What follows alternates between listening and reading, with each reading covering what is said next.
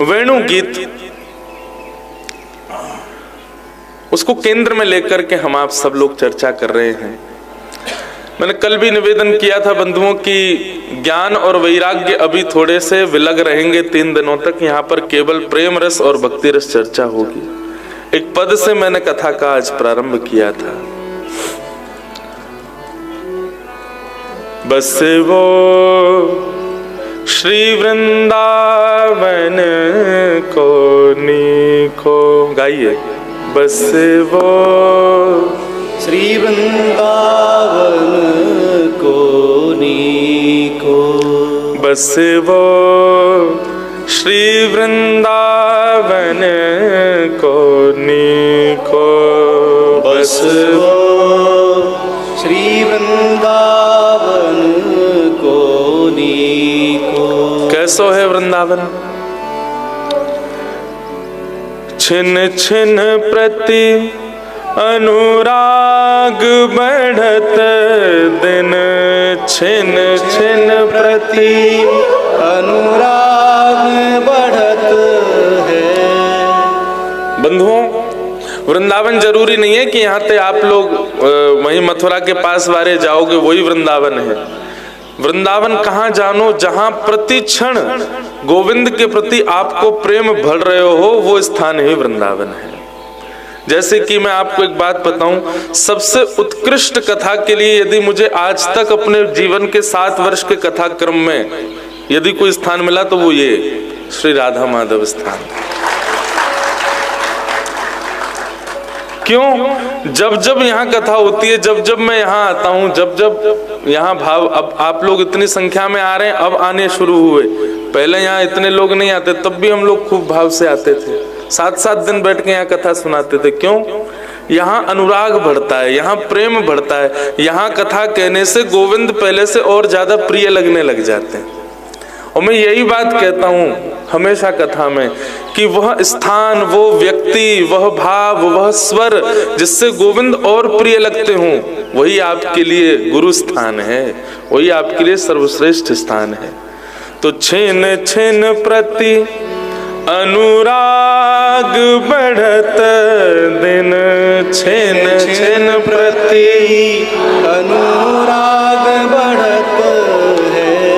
छिन छिन प्रति अनुराग बढ़त दिन, छिन छिन प्रति अनुराग बढ़त है। दरस बिहारी जी को, दरस बिहारी जी को, दरस बिहारी जी को, दरस बिहारी जी को। बस वो श्री वृंदावन को नीको, बस वो श्री वृंदावन को। क्षमा करें यदि शरीर से आप उस वृंदावन में भी हैं, लेकिन प्रतिक्षण अनुराग नहीं बढ़ रहा है, प्रतिक्षण वह प्रेम नहीं बढ़ रहा है बिहारी जी के प्रति, श्री राधा रमण जी के प्रति, श्री राधा वल्लभ जी के प्रति। गोविंद देव, मैं तो कहता हूं भैया सवेरे जाओ, आज हम मंगला करके आए इसलिए थोड़े 15 मिनट विलंब से आए, तो मंगला करवे जाओ, श्रृंगार करवे जाओ, राजभोग करवे जाओ, रात्रि शयन करवे जाओ, 4 बार दर्शन करवे जाओ गोविंद के। और चारों बार में गोविंद यदि पहले से अति प्रिय नहीं लगे हों तो निश्चित है आपकी भक्ति में कहीं दोष हो रहा है, आपके भाव में, आपके भजन में कहीं आपसे त्रुटि बन रही है, इसीलिए प्रिय नहीं लग रहे हैं। वे तो हर क्षण नवीन हैं, वे तो हर क्षण नूतन हैं। हमारी दृष्टि ही पूर्व वृत्ति में रहती है। प्रति प्रति क्षण अनुराग बढ़त दिन, दरस बिहारी जी को, बसिवो श्री वृंदावन को नीको। और नैन श्रवण रसना रस अचवत, नैन श्रवण रसना रस अचवत। और स्थिति क्या हो जाए? दर्शन को नैना तपे, वचन सुनन को कान, मिलवे को हियरा तपे, हिय के जीवन प्राण,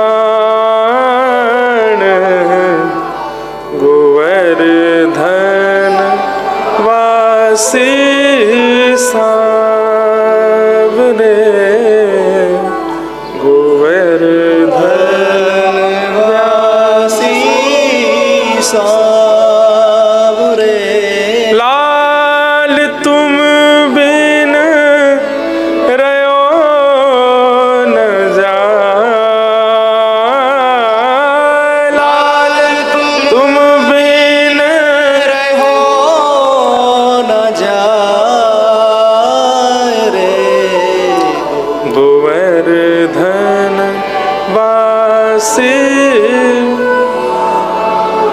बंधुओं, कल हम सुन रहे थे ना, श्री रूप गोस्वामी जी वे भजन ही इसीलिए कर रहे थे, वो नाम जप भी इसीलिए कर रहे थे, वो किसी भी साधन का पालन ही इसीलिए कर रहे थे कि गोविंद मुझे मिलो। और हर दिन नाम जप के बाद, अपने साधन के बाद यदि गोविंद नहीं मिलते थे तो रुदन करते थे कि मेरे भजन में कोई दोष है, मेरे नाम जप में कोई दोष है कि गोविंद मुझे मिल नहीं रहे हैं। आहा, नैन श्रवण रसना रस अचवत, दर्श बिहारी जी को बसिवो श्री वृंदावन को नीको। नैन श्रवण रसना रस अचवत, अंग संग प्यारी पी को, अंग संग प्यारी पी को, बस वो श्री वृंदावन को नीको, बस वो श्री वृंदावन को नी। श्री बिहारी बिहारिणी दास लढ़ावत, श्री बिहारी बिहारन दास लड़ावत, बिछुरत नाही रति को, बिछुरत ना है रति को, बस वो वृंदावन को नीको, बस वो श्री वृंदावन को नीको। ऐसा वृंदावन बंधु, ये वेणु गीत वहीं प्रकट हो सकता है जहां वृंदावन हो। जो वृंदावन नहीं है वहां वेणु गीत प्रकट नहीं हो सकता। तो ये बार बार वेणु गीत गायन का जो भाव चित्त में उमड़ रहा था इस स्थान के लिए, इस स्थान को घोषित करता है कि ये वृंदावन ही है। और वृंदावन कहाँ? जहां विराजे राधा रानी, जहां विराजे श्री श्यामा प्यारी। निश्चित है, मैं कल भी निवेदन कर रहा था, आज भी करूं, इस स्थान पर निश्चित ही हमारी किशोरी जी विराज रही हैं, तभी यहाँ वेणु गीत प्रकट हो रहा है, तभी यहाँ वेणु गीत गाने का मन हो रहा है, भाव हो रहा है। ऐसे इस अप्रकट वृंदावन को, जो कि जयपुर में विराजमान है, उसको हम प्रणाम करते, बारंबार वंदन करते हैं। आप लोग प्रयास करो बंधुओं, जो लोग जयपुर निवासी हो, हफ्ता में एक बार तो आए करो यहाँ पे, और इसी समय आए करो, और इसी समय आकर के यहाँ इन्हीं कुंज न देखो, वो वृक्ष के ऊपर मयूर बैठा है, वृंदावन में भी नहीं दिखते ऐसे। तो जैसा सुख यहाँ होता है, वहाँ ऊपर एक अटारी पर बैठा है, कभी कभी यहाँ पीछे आके बैठ जाते हैं।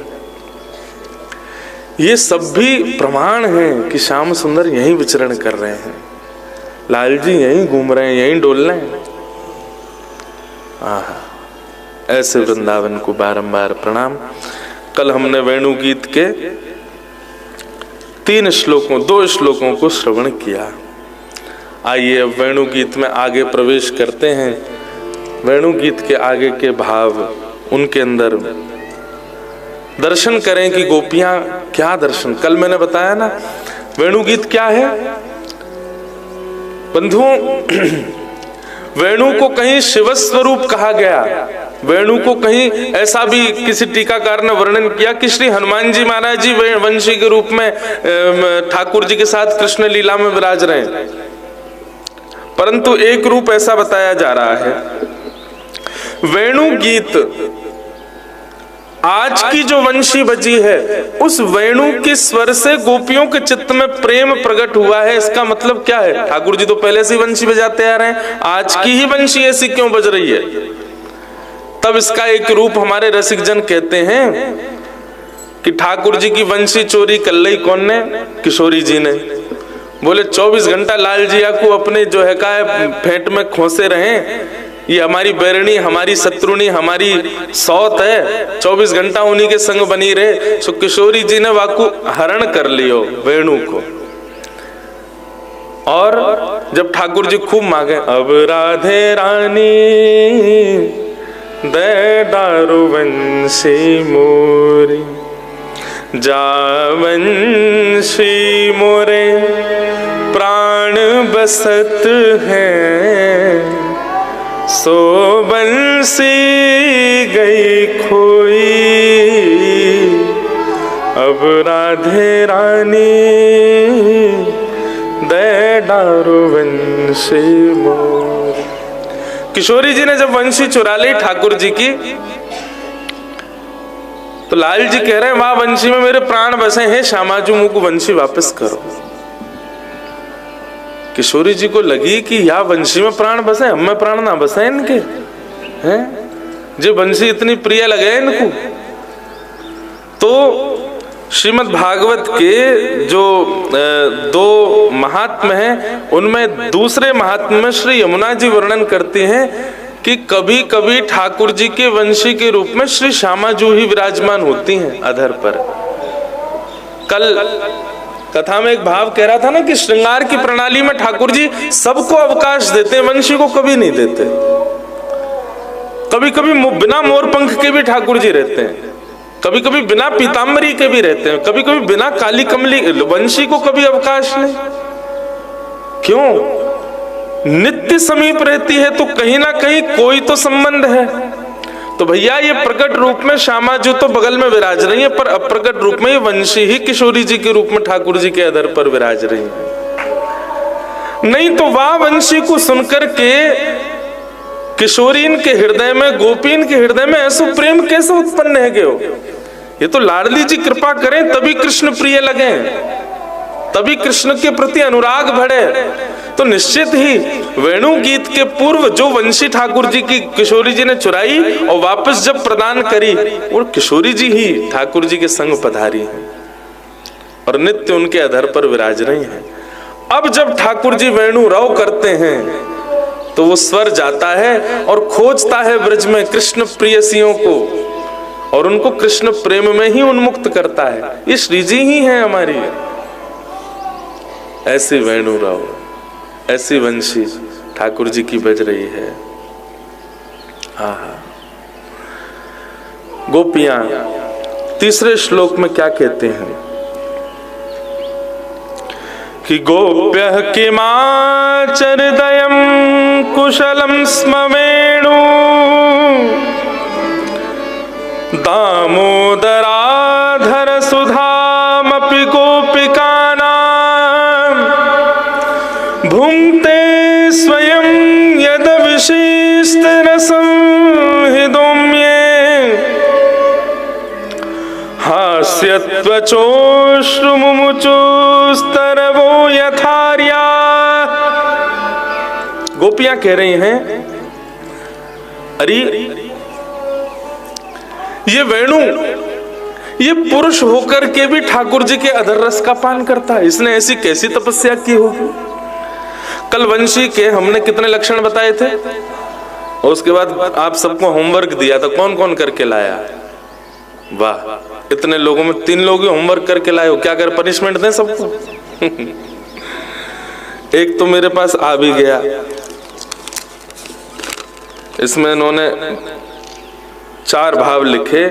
एक तो लिखा कि वंशी में क्या है? अनन्यता, श्री राधा नाम की अनन्यता। देखो ये भावजन्य से ये उत्तर ठीक है, परंतु हमने कहा था कि कृष्ण के सदा समीप रहती है वेणु, तो उसके वो लक्षण लाओ कि जो मानव ला सके और मानव भी कृष्ण प्रिय, कृष्ण सामीप्य प्राप्त कर सके। दूसरा आपने लिखा पूर्ण आत्मसमर्पण, ये तो हमने कल कह ही दिया था कि वो पूर्ण रूपेण समर्पित ही रहती है। तीसरा आपने लिखा मधुरता। देखो ये भी बात ठीक है, लेकिन अब देखो मुझ पर बंसी बजानी नहीं आती, मुझे दे दो तो मैं मधुर तो नहीं बजाऊंगा, तो यहां पर ये भाव खंडित हो जाता है। चौथा भाव लिखा अनुग्रह। श्री ठाकुर जी ने वेणु का उपयोग जीव पर अनुग्रह करने के लिए उससे सद्गुणों को देखकर ही किया है। आपके भाव हम उसको प्रणाम करें, पर इसमें वो भाव लिखने हैं, वो भाव व्यक्त करने, थोड़ी बुद्धि तो लगानी पड़ेगी भैया कि ऐसे गुण लाओ जो मानव ला सके। मैं रात भर बैठा रहता हूं तब जाकर के मुझे एक आध गुण समझ में आते हैं। तो कल हमने 4 लक्षण बताए थे। पहला लक्षण क्या था? दोष युक्त होते हुए भी ठाकुर जी के सामने दोषों को छुपाती नहीं है, प्रकट कर देती है। ये मानव का गुण होना चाहिए ठाकुर जी के समीप जाने के लिए। दूसरा लक्षण बताया था शहनशाह, करके वो वंशी बनती है।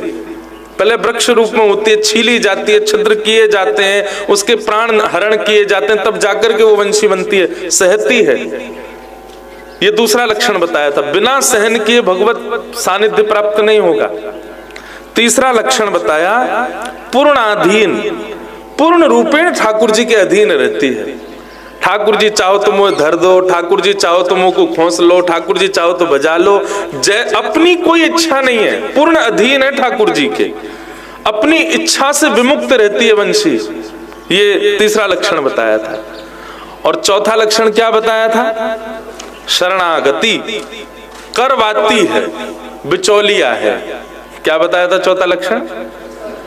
वंशी अपने प्रति आकर्षित नहीं करती, वंशी की ध्वनि आपको आकर्षण करेगी, लेकिन प्रेम यदि होगा तो वंशी वादन करने वाले से होगा, वंशी से नहीं होगा। लो आगे 2-3 होमवर्क कराएं। अब पहले हमारा होमवर्क सुनो। तो 4 लक्षण तो कल वंशी के बताए, फिर 2 लक्षण और रात्रि में समझो। मैं 10 लक्षण करूंगा 3 दिन में, 2 लक्षण रात्रि में क्या समझ में आए। 5वां लक्षण क्या है वंशी का? मैं कथा में कहा करता हूं कि जब कृष्ण प्राप्त होंगे ना तो एक गुण आपके अंदर आ जाएगा। क्या? कुछ भी संग्रह करने का मन नहीं करेगा, सब बांटने का मन करेगा। अभी हमारी स्थिति क्या है? हमें कुछ मिलता है तो हम चाहते हैं हम इसको रख लें, इसको सजो लें और संग्रह कर लें और इकट्ठा कर लें। ये इकट्ठा करने वाला स्वभाव जब तक हमारा है, समझो ठाकुर जी अभी दूर हैं। जैसे ही स्वभाव आपका बांटने का बन जाए, प्रदान करने का बन जाए, दान करने का बन जाए, लुटाने का बन जाए, लुटावे को मतलब वो गलत रूप में नहीं, लुटा रहे महाराज सवन पे, वो नहीं। लुटावे को मतलब क्या है? श्री राधा गोविंद देव प्रभु की कोई निज प्रसादी आपको मिली, आपका सौभाग्य, आपको प्रसाद मिला, पर आपने क्या किया? तिनका लेकर के बाकी को जो सब में बांट दियो। आप यहां से सुंदर कथारस लेकर के गए और जो कथा में नहीं आए बाबू बैठा करके ये कथारस बांट दियो। ये ऐसे लुटानो, संग्रह की स्थिति ना रहना, ये भगवत सामीप्य का एक लक्षण है। ठाकुर जी जब जीवन में आएंगे तो आपका संग्रह करने का मन नहीं करेगा, व्यय करने का मन करेगा, बांटवे का मन करेगा, लुटावे को मन करेगा। तो वंशी का स्वरूप क्या है? संग्रह नहीं करती है वंशी, अपने पास कुछ नहीं रखती है। वंशी में जल डाल दो वो निकर जाएगा, हवा डाल दो वो निकर जाएगी, रेत डाल दो वो निकर जाएगी, कुछ रखती नहीं है अपने पास में, संग्रह की स्थिति नहीं है। ये वेणु का 5वां लक्षण है। तो कृष्ण अधरामृत की प्राप्ति करना चाहते हैं तो कल बताए 4 लक्षण और ये 5वां लक्षण, संग्रह न करना, संग्रह की स्थिति ना होना, और या फिर संग्रह किया भी केवल इसलिए जा रहा है ताकि उसका विक्रय किया जा सके, विक्रय नहीं, उसको बांटा जा सके, उसको लुटाया जा सके, उसको दान किया जा सके, इसलिए संग्रह किया जा रहा है। भोग के लिए संग्रह नहीं है। हमारी भाषा समझ में आ रही है ना? कई को तो उबासी आ रही है, सवेरे सवेरे आ गए 4 बजे उठ करके, पर बंधु ये बहुत सुख है। ऐसा सुख दिन भर में नहीं मिले, जैसे ऐसा लगे सवेरे बैटरी रिचार्ज करके गए और पूरे दिन फिर आनंद से विचरण कर रहे हैं। तो पांचवा लक्षण क्या है वंशी का? संग्रह नहीं करती हो। और छठवां लक्षण क्या है? बहुत सुंदर लक्षण है। मेरे को तो जब लक्षण याद आते हैं तो मैं नाच लेता हूं। जब मैं भाव लिख रहा था तो ये लक्षण जब मन में आ रहे थे तो अपने आप ही मन रूपी मयूर नृत्य कर रहा था और श्री जी को बार बार धन्यवाद कर रहे कि आप ये लक्षण बता करके मानो हमको प्रेरणा दे रही हैं कि ये लक्षण पालन करो, आ जाओ कृष्ण के अधरों के समीप। छठवां लक्षण वंशी का क्या है? वंशी किसी को भयभीत नहीं करती, अभयदान। वंशी से किसी को भय नहीं होता, वो अभय प्रदायक होती है। वंशी की प्रजाति के वृक्ष, वंशी के प्रजाति के अन्य अन्य साधन, चाहे वो डंडा हो, चाहे वो लट हो, चाहे वो मोटे बांस हो, सब भय प्रदायक होते हैं, सबसे भय होता है। लेकिन जैसे ही वो वांश वंशी के रूप में प्रकट हो जाती है, अभय देती है, किसी को भय नहीं देती, फिर उससे किसी को भय नहीं होता। अरे किसी को कोई प्रहार भी करना हो, किसी पर कोई किसी को दंड भी देना हो, वंशी का उपयोग कोई नहीं करेगा, अन्य अन्य साधनों का उपयोग कर लेगा, लेकिन वंशी पास हो तो वंशी फेंक के मारे, ऐसा कोई निर्दय नहीं होगा। वंशी अभय दान करती है, ये वंशी का छठवां लक्षण है। तो मानव को ये लक्षण अपने भीतर लाने हैं ठाकुर जी के अधरन के समीप पहुंचवे के काज, अभय दान। अच्छा एक बात, वंशी का निर्माण किसने किया? वंशी ये जो वाद्य है इसके निर्माता कौन है? स्वयं श्री कृष्ण है।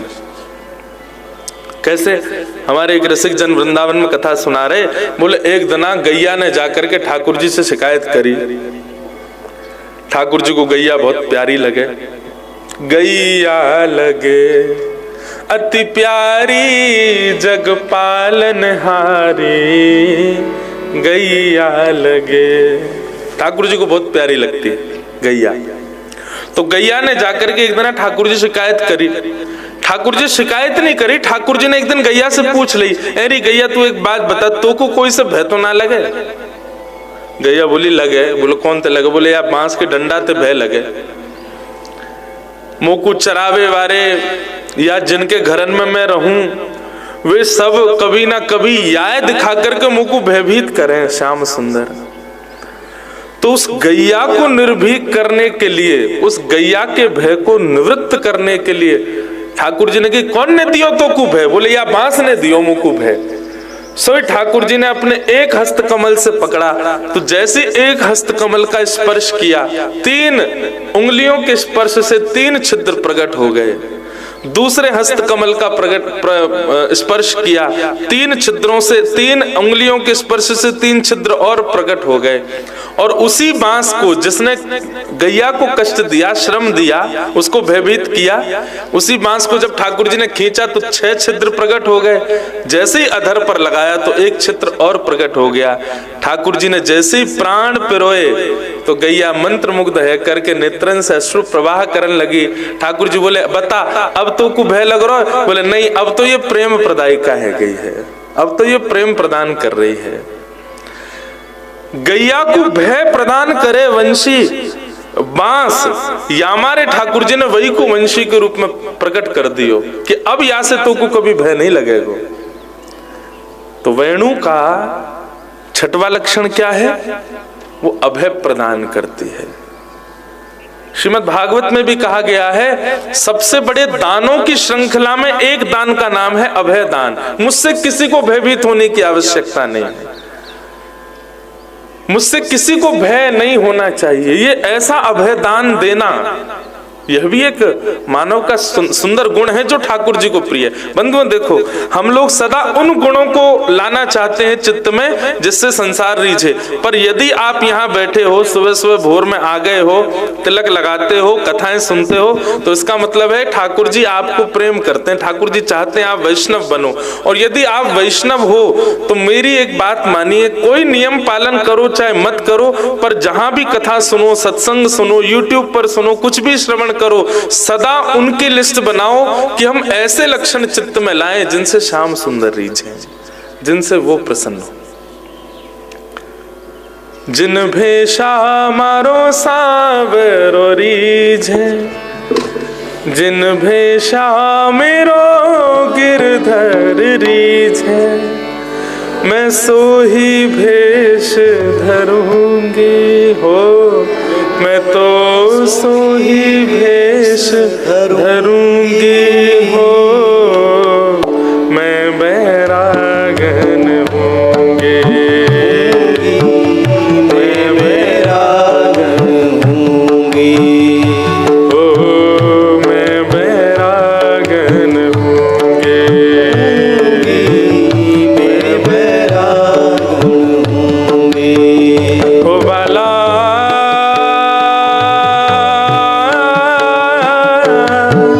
मैं बैरागन होंगी, होंगी, मैं बैरागन होंगी, होंगी, मैं बैरागन। आज ये पद के कुछ नई पंक्तियां सुनाते हैं आपको, जो मूल पंक्ति हैं, जो मीराबाई के द्वारा लिखी गई हैं। हमने जो गा दिया है वो तो आधुनिक अभी किसी के द्वारा रचना कर दी गई, पर मीराबाई के जो मूल शब्द हैं वो क्या है, वो आज हम सुनेंगे। सब लोग गाओ। ओ जिन भेषा मारो गिरधर रीझे, जिन भेषा मारो गिरधर रीझे। जो नहीं गावेगो, जो नहीं बोलेगो, नहीं गावेगो, वाकू अपने बगलवारी की सौगंध है। देखो सबन के फोन न करे आए बाहर, तुम्हारी बैटरी खत्म हो जाएगी। अरे ये सब धर दो भैया, प्रेम से गाओ, उर्दबाहु हो जाओ। जिन भेषा मारो सांवरो रीझे, जिन भेषा मारो सांवरो रीझे, जिन भेषा मेरो गिरधर रीझे, जिन भेषा मेरो गिरधर रीझे, मैं तो सोही भेष धरूंगी, ओ मैं तो सोही भेष आओ लाली। धरूंगी, मैं तो सोही भेष धरूंगी, मैं बैरागन होंगी, मैं बैरागन देखो होंगी। ये जन भेषा मारो सांवरो रीझे, ठाकुर जी बोले लाला माला पहन के गा, तेरो माथो सुनो बढ़िया ना लग रो, चंदन लगा के देखो, चंदन आ गयो, माला आ गई। हमारी अपनी इच्छा नहीं है कोई। जिन भेषा मारो साहिब रीझे, जिन भेषा मारो सांवरो रीझे, जिन भेषा मेरो गिरधर रीझे, जिन भेषा नीचे मेरो नीचे विराजो, गिरधर रीझे, मैं तो सोही भेष धरूंगी हो, मैं तो सोही भेष धरूंगी, अरे हाँ मैं बैरागन होंगी, मैं बैरागन। मीराबाई कह रही हैं ठाकुर जी किससे रीझेंगे, क्या करना है। गुरु के ज्ञान रंगू तन कपड़ा, गुरु के ज्ञान रंगू, तन कपड़ा, गुरु के ज्ञान रंगू तन कपड़ा, गुरु के ज्ञान रंगू, और मन मुद्रा पहरूंगे, मन मुद्रा पहरूंगी,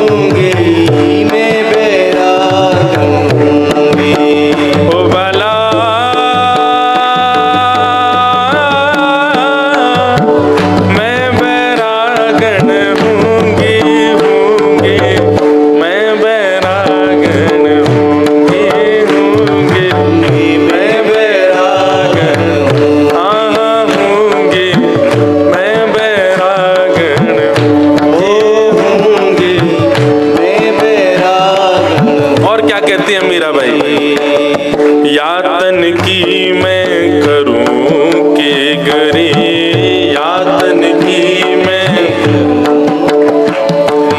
ओ यातन की मैं करूं के गरी, यातन की मैं करूं। और रसना नाम कहूंगी, रसना नाम कहूंगी, ओ रसना नाम कहूंगी, रसना नाम कहूंगी। ओ मीरा के प्रभु गिरधर नागर, मीरा के प्रभु गिरधर नागर, मीरा के प्रभु गिरधर नागर, मीरा के प्रभु गिरधर नागर। हाँ साधु संग रहूंगी, ओ मैं तो साधु संग रहूंगी, हाँ मैं तो वैष्णव संग करूंगी, ओ मैं तो वैष्णव संग करूंगी। अरे हाँ मैं बैरागन होंगी, मैं बैरागन, हाँ होंगे, मैं बैरागन होंगे, मैं बैरागन। सब लोग गाओ, ओ बाला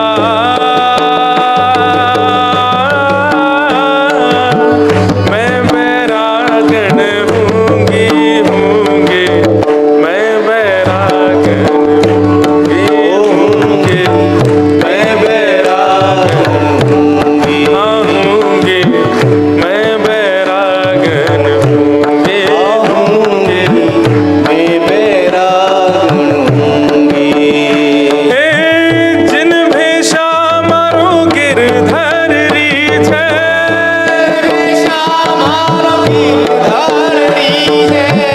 जिन भेषा मारो सद्गुरु रीझे,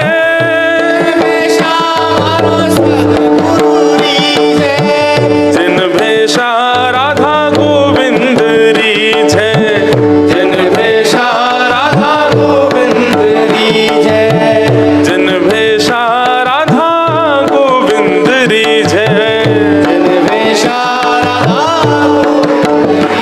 मैं तो सोही भेष धरूंगी, ओ मैं तो सोही भेष धरूंगी, हाँ मैं तो सोही भेष धरूंगी, हो मैं तो सोही भेष धरूंगी। अरे हाँ मैं बैरागन होंगी, मैं बैरागन होंगी, मैं बैरागन होंगी, मैं बैरागन।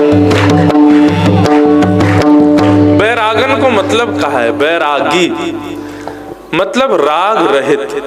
राग किसको कहते हैं? संसार के विषयों के प्रति जो आपकी आसक्ति है वही राग है। उस राग से जब आप रहित होकर के वह करने लगते हैं जो श्याम सुंदर को प्रिय हो, तभी आप बैरागी हो। आपके जीवन में ऐसी कोई आपकी अभिलाषा नहीं जो आप अपने लिए कर रहे हो, सब ठाकुर जी के लिए। तत्सुखे सुखित्वम प्रेम स्वरूपम। प्रेम का स्वरूप क्या? जिसमें हमारे श्याम सुंदर प्रसन्न हो, हमारी लीला, हमारा दिनचर्या, हमारे स्वभाव, हमारे गुण सब वही हैं जिससे उनको प्रसन्नता हो। श्रृंगार भी उन्हीं के लिए, वस्त्र धारण भी उन्हीं के लिए, कोई गुण भी भीतर आ रहा है तो वो भी उन्हीं के लिए। अपने लिए या संसार के किसी व्यक्ति को रिझाने के लिए, लोक रंजन के लिए किसी गुण का आस्वादन ना हो, केवल श्याम सुंदर के लिए हो, तो उसी को ही वैरागी कहते हैं। और वो ठाकुर जी को प्रिय है। अभी गाते गाते एक लक्षण और याद आ गया, वंशी का। वेणु में एक लक्षण और होता है, और वो क्या है कि वेणु सुरीली होती है, वेणु के अंदर स्वर होते हैं, पर वो बजाने वाले के अनुरूप ही रहती है। मतलब यदि कोई बिना ज्ञान के वेणु का वादन करे तो वंशी उसके जैसी हो जाती है। बोले कि हाँ मैं भी तेरी जैसी बेसुरी हूं। मतलब वही वंशी सुरीली है, लेकिन अब जैसे हमारो जैसे कोई बजाने लगे जाकू आवे ही ना है, तो वंशी का स्वरूप कैसा है, वो जैसा धारण करता है, धारण करने वाला है उसी के जैसा रूप धारण कर लेती है। मतलब ये नहीं विचार करती कि अरे ये अगुण रूपी है, इसको ये नहीं आता तो इसके सामने मैं थोड़ी गौरव करूं कि मुझ में तो गुण है, मैं कैसे बच सकती हूँ। नहीं, जैसा सामने वाला व्यक्ति है वंशी वैसा रूप धारण कर लेती है। यदि सामने वाला गुणी है तो उसके लिए वेणु भी गुणी है, और सामने वालों मूर्ख है तो वेणु भी उसकी जैसी हो जाती है। मैं हूं तेरी जैसी हूं, तेरी मुसेरी बहन हूं, है? तो ये भी एक स्वरूप है, ये भी एक स्वभाव। कई बार हम लोग क्या करते हैं बंधुओं कि हम लोग ज्ञानी हो गए, गुणवान हो गए, अब हम क्या करते हैं कि जो हमारे जितना नहीं है हम उसकी उपेक्षा करने लग जाते हैं, उसका त्याग करने लग जाते हैं। ठाकुर जी को कहीं ना कहीं ये गुण प्रिय नहीं लगता।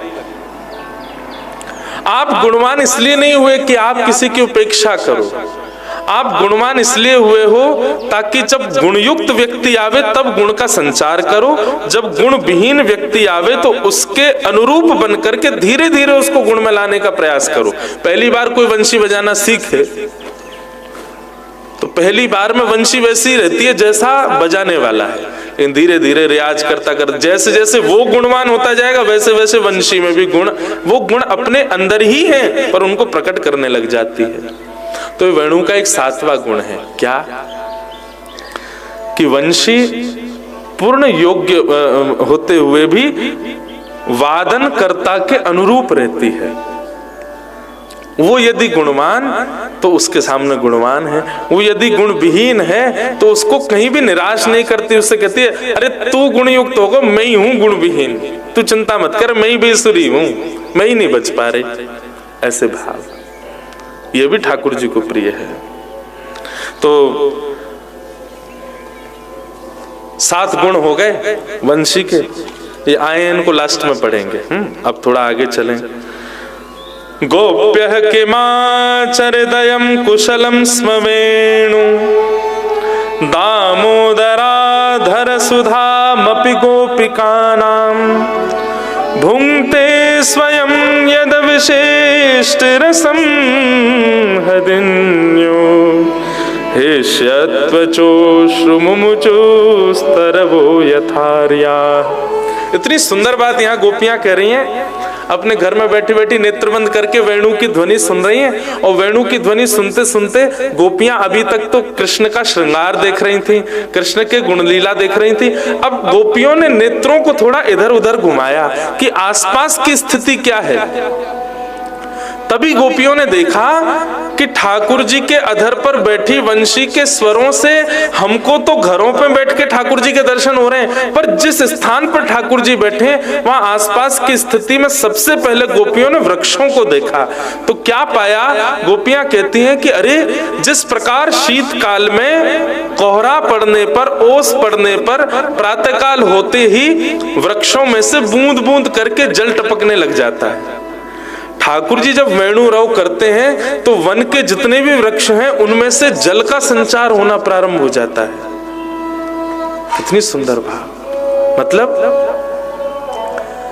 सर्दियों में देखा है ना, वृक्ष अगर हो उन पर ओस जम जाती है, थोड़ा कोई हिला दे या हवा चल जाए तो अपने आप उनमें से पानी गिरता है।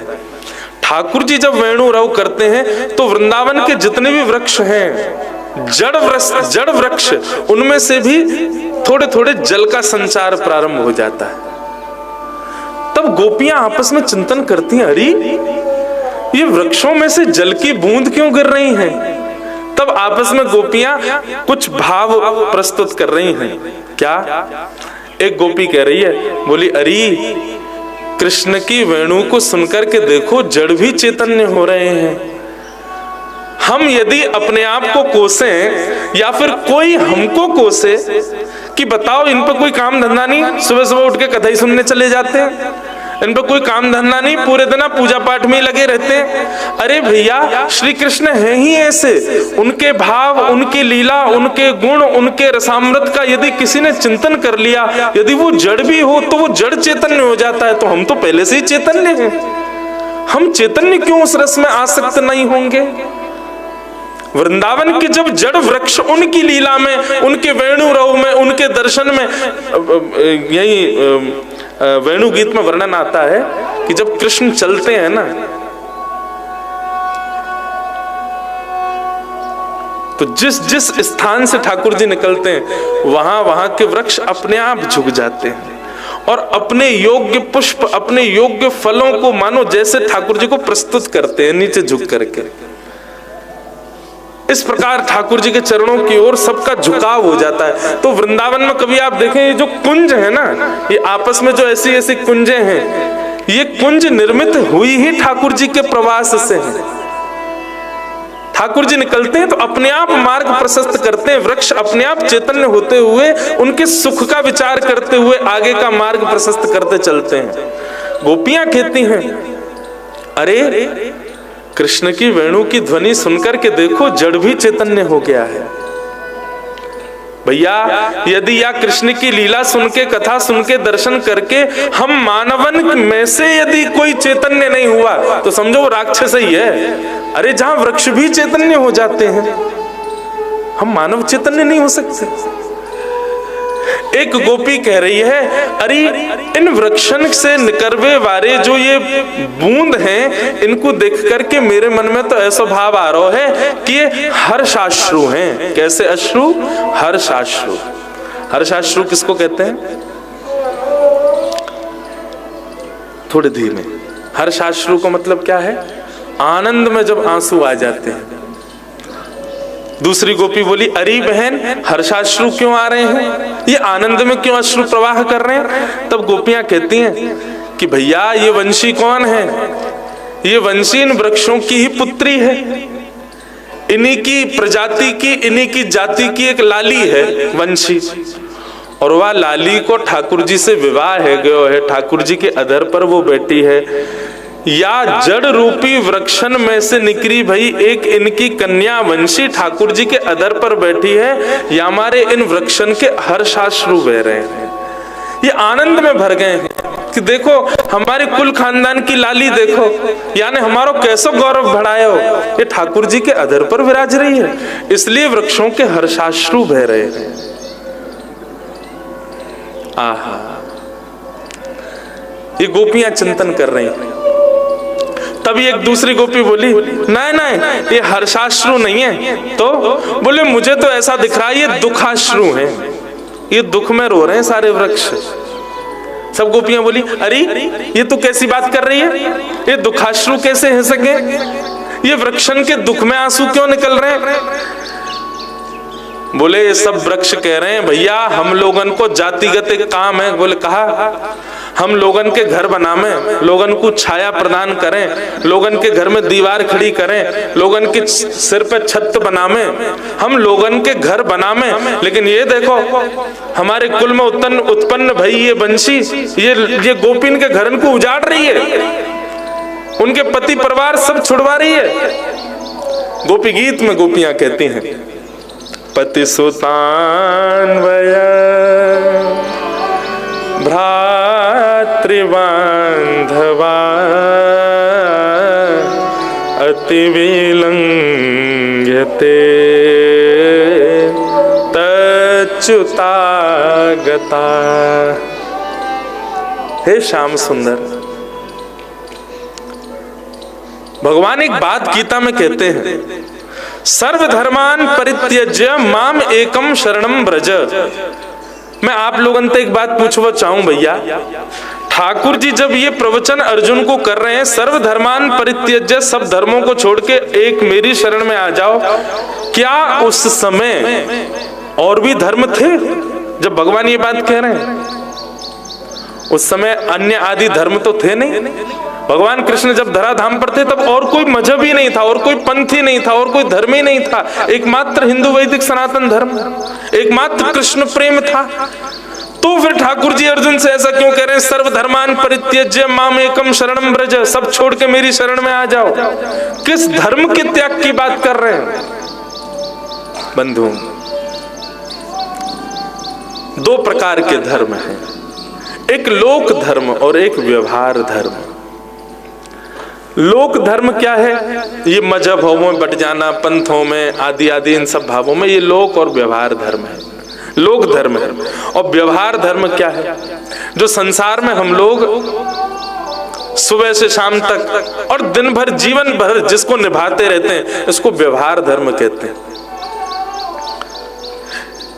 व्यवहार धर्म का त्याग करके माम एकम शरणम ब्रज, ज्यादा व्यवहार का पालन मत करो, मेरी शरण में आ जाओ। ठाकुर जी आज्ञा करें, आप कहोगे महाराज जी ये तो वही बात है गई, मतलब माता पिता परिवार सबन को छोड़ छाड़ के चलो ठाकुर जी के, हमको विरक्त कर जाओ। जयपुर कथा सुनावे आए हो कि घर उजड़वावे आए हो हमारे? बंधुओं देखो, व्यवहार को व्यवहार की तरह रहने दो, वास्तविकता में मत लाओ। व्यवहार मतलब क्या है? व्यवहार का मतलब होता नाटक। ऐसा व्यवहार करो, मतलब तुम्हारा मन नहीं है फिर भी करो, लेकिन हम लोग उसी को वास्तविक समझ बैठते हैं। संसार में हमको व्यवहार ही निभाना है, वास्तविकता तो केवल श्री राधा गोविंद देव से ही निभानी है। जो हमारा मूल प्रेम है, जो मूल वास्तविकता है, उसको सबको प्रदान मत करो, वो तो केवल श्याम सुंदर के प्रति रखो, बाकी सबके प्रति व्यवहार रखो। मूल को लेकर के माम एकम शरणम ब्रज, जो तुम्हारा मूल प्रेम है, जो तुम्हारा मूल संबंध है, जो तुम्हारा मूल भाव है, उसको सबको मत बांटो। सबके प्रति तो केवल व्यवहार, तू तो मेरा बड़ो प्यार हो भैया, तेरे बिना तो मैं रह ही ना सकूं, लेकिन मन में सोचो ऐसी कोई बात नहीं है भैया, हम तो केवल गोविंद देव से प्रेम करें। ये तो को प्रसन्न करवे के काजे हम कह दे रहे हैं। अरे तू तो मेरो यार है भाई, है गले में गलवैया डाल करके महाराज ये दोस्ती हम नहीं छोड़ेंगे, तोड़ेंगे दम मगर तेरा, बिल्कुल छोड़ के जाएंगे भैया। अगर तू गोविंद देव जी को नहीं है तो हमारा वो नहीं है, केवल तेरे संग व्यवहार निभा रहे हैं हम। व्यवहार को व्यवहार रहने दो, संसार के संबंधों के प्रति तो केवल नाटक करो, व्यवहार निभाओ। मूल भाव ठाकुर जी को वहां कह रहे हैं, ठाकुर जी माम एकम शरणम ब्रज, सब छोड़ के मेरी शरण में आ जाओ। तो एक गोपी कह रही, अरे ये तो मुझे लगे वृक्षन के दुखाश्रु हैं। दुखाश्रु क्यों? बोले वृक्ष कह रहे हैं हमारो जातिगत काम है लोगन के घर बनानो, और ये देखो ये बंशी ने कहा कि सबरी गोपीन के घर उजाड़ दिए। क्यों? सब अपने पति परिवार सबन को छोड़ छाड़ के ठाकुर जी के पीछे पड़ी रहे। अरे राम राम, या ने तो हमारे पूरे कुल खानदान को नाश कर दियो, या हमारे रो रहे हैं वृक्ष।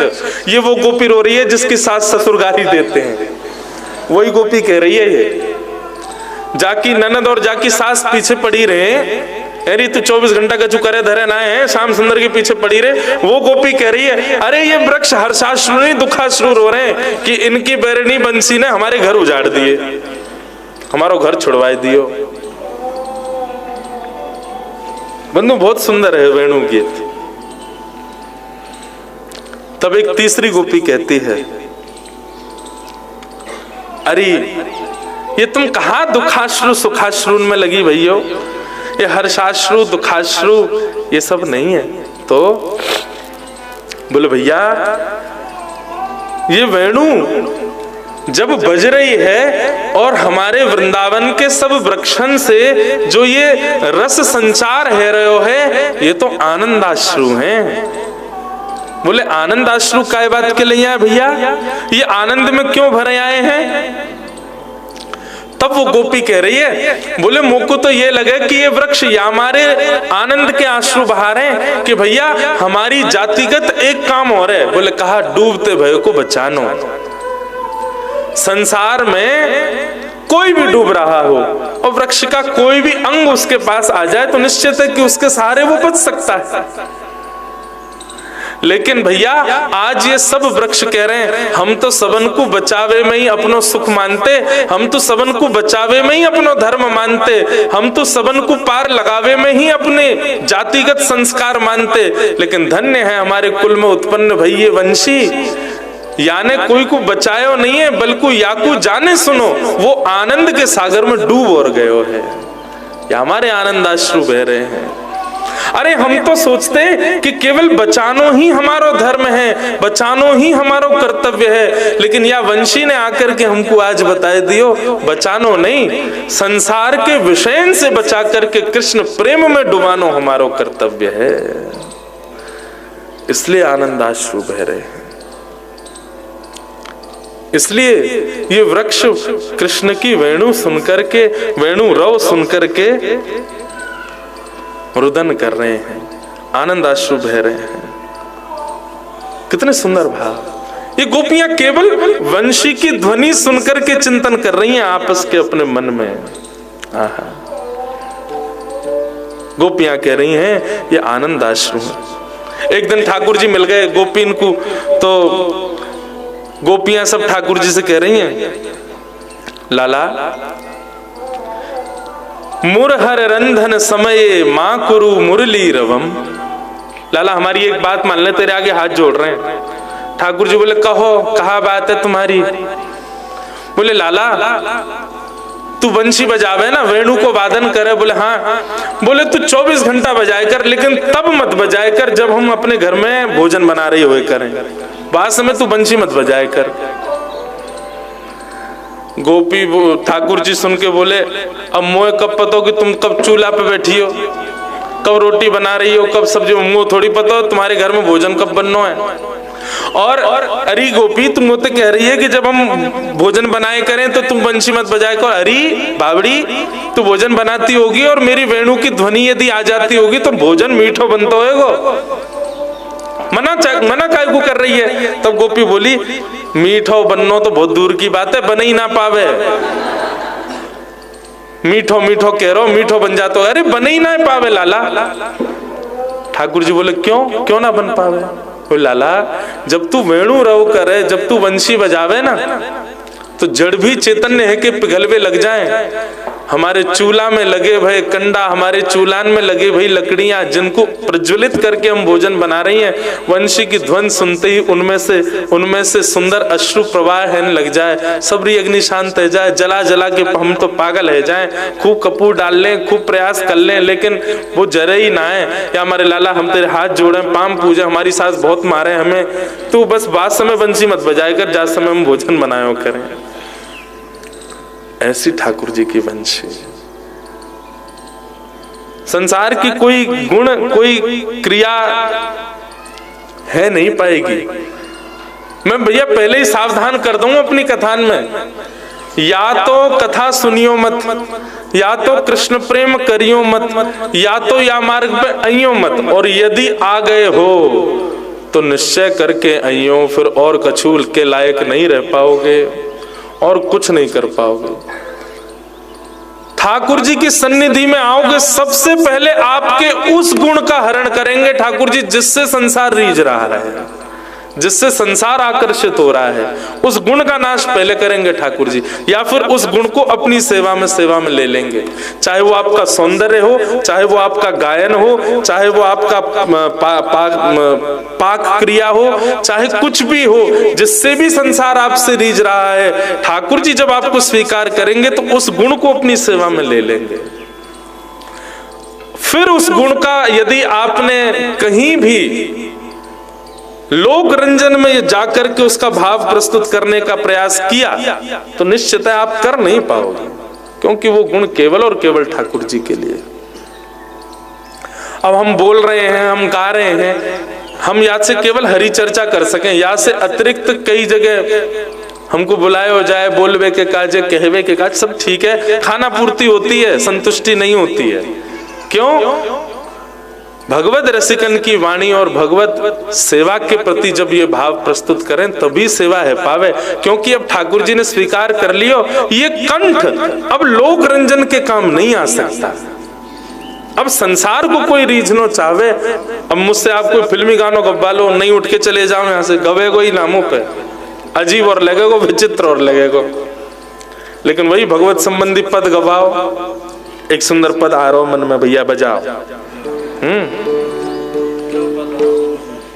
हैं? रुको, एक मैंने ढूंढ रखो पहले थे। आहा,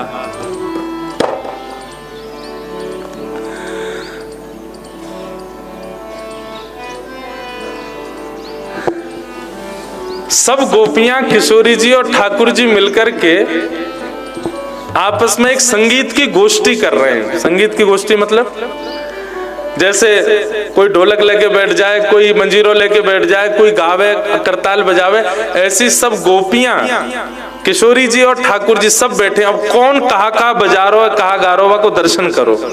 पद गाना भी है और नेत्र बंद करके उसका दर्शन भी करना है, कैसा स्वरूप है वहां को। आहा, दूसरा राग लो, देश लो। आहा,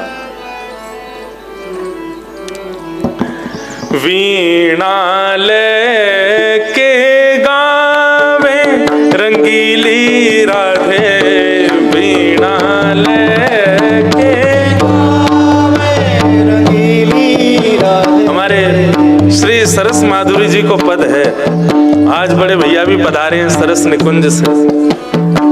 सब लोग गाओ, दर्शन करियो कैसी समाज बैठी है ब्रजमंडल में। वीणा लेके गावे रंगीली राधे, वीणा लेके गावे रंगीली राधे, वीणा लेके गावे रंगीली राधे, वीणा लेके गावे रंगीली राधे। श्याम रूप अभिराम अधर धर, श्याम रूप अभिराम अधर धर, श्याम रूप अभिराम अधर धर, श्याम रूप अभिराम अधर धर। वंशी सरस बजावे रंगीलो ठाकुर, वंशी सरस बजावे रंगीलो ठाकुर, वंशी सरस बजावे रंगीलो ठाकुर, वंशी सरस बजावे रंगीलो ठाकुर।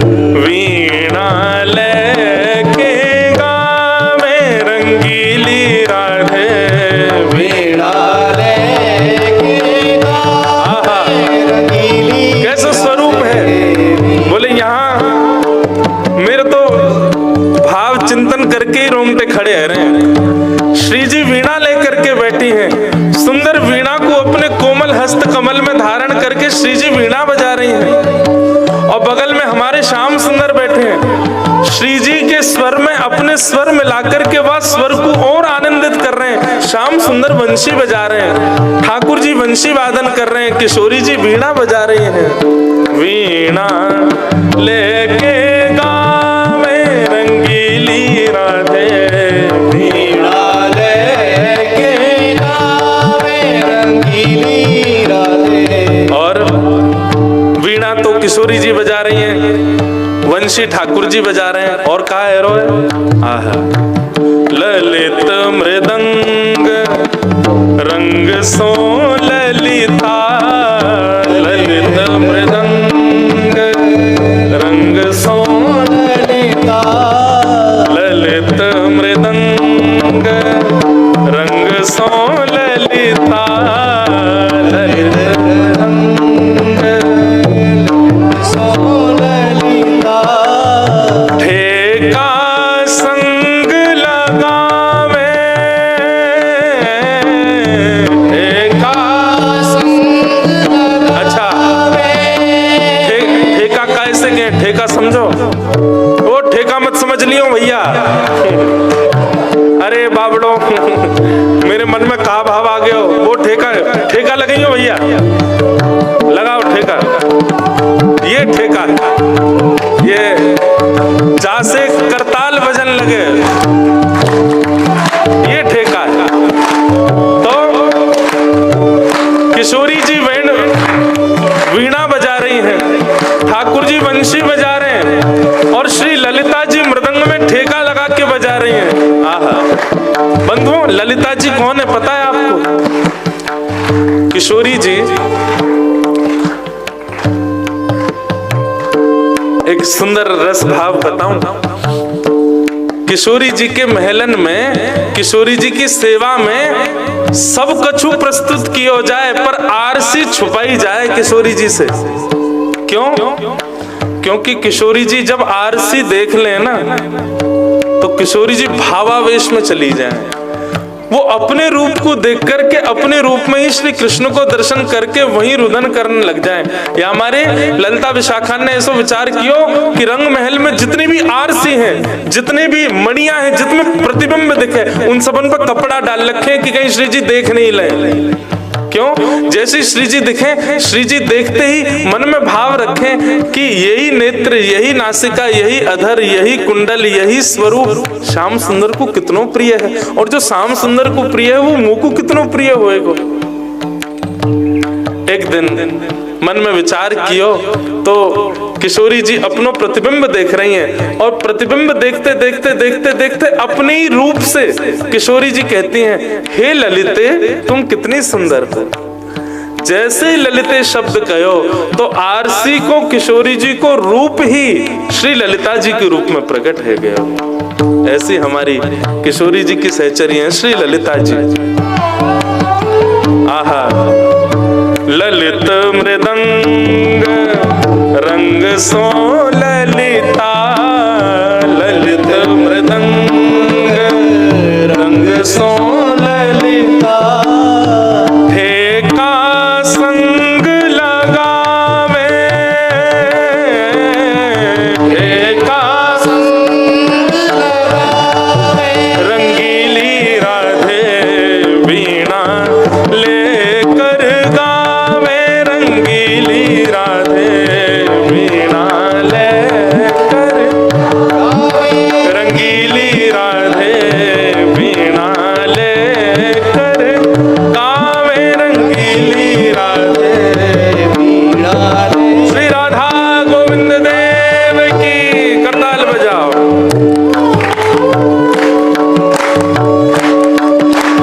जय हो।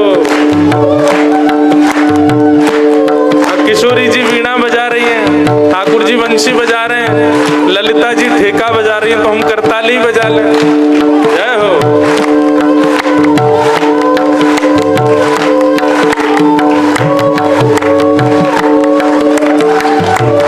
ताल में बजाओ।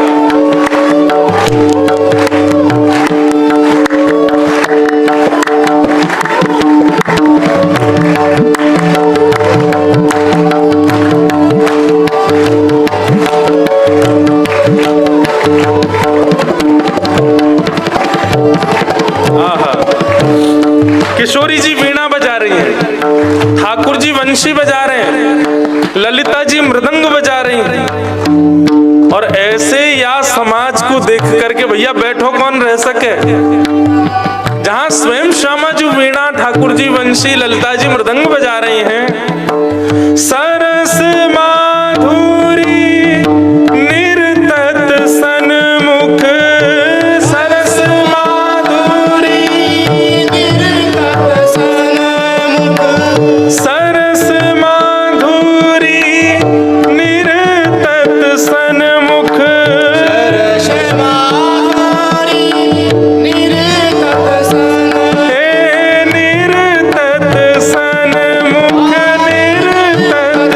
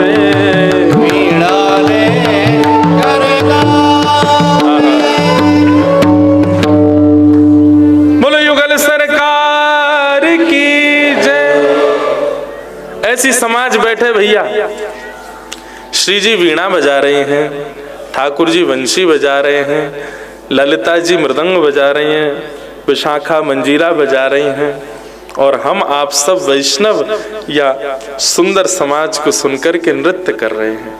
बंधुओं, हम भले ही बैठे हैं लेकिन हमारा मन रूपी मयूर नृत्य कर रहा है, हमारे मन रूपी भाव नृत्य कर रहे हैं। आहा, गोपियां कह रही हैं, गोप्यः किमाचरदयं कुशलं स्म वेणु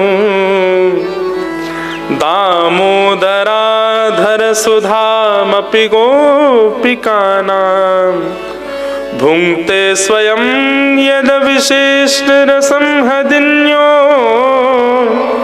हर्षत्वचोश्रुमुमुचुस्तरवो यथार्या। गोपियां कह रही हैं, या वेणु ने कैसी तपस्या करी जो ये ठाकुर जी के अधर पर विराज रही है।